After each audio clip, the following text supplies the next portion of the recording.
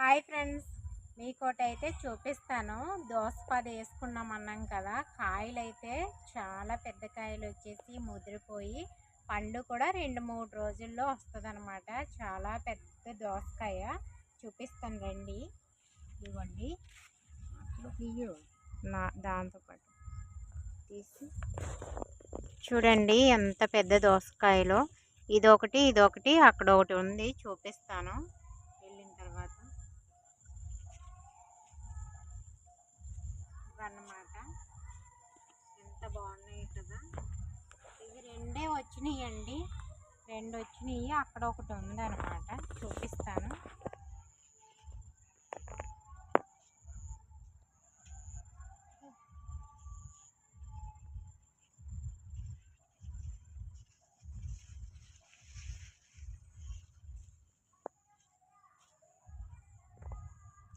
ఇక్కడ ఒకటి ఉంది, రా చూపించు. ఇదిగోండి, ఇక్కడ ఒక కాయ ఉందన్నమాట.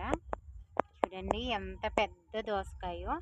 ఇది బెల్లం అది పైన పూసుకొని తింటే చాలా బాగుంటుంది అన్నమాట. చూడండి ఫ్రెండ్స్, ఇంకా మీకు కొత్తగా ఏమొచ్చాయో చూపిస్తాను.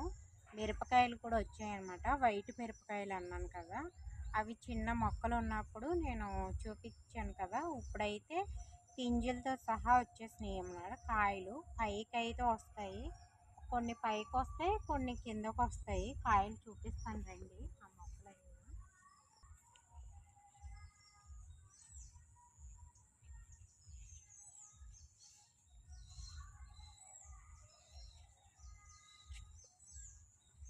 చూడండి, ఇవి పెద్ద మిరపకాయలు అనమాట. చూపిస్తాను రండి. కాయలు అయితే ఎంత బాగున్నాయో చూడండి ఫ్రెండ్స్. ఇదిగోండి, కాయలు కూడా వైట్గా వచ్చాయి కదా. ఇదిగోండి చాలా బాగున్నాయి కదా. ఇంకాను చూపిస్తాను. చెట్టు దగ్గర కాయలు అయితే ఎలా వచ్చాయో పందిరి వేసారనమాట. దీనికైతే చూడండి, పందిరి కిందకి ఎలా ఉన్నాయో, పైకి అయితే మొక్క ఎలా ఉందో చూపిస్తాను. పైకి పందిరి వేసారు కదా. ఇదిగోండి ఎంత పెద్దగా ఉందో చూస్తున్నారు కదా.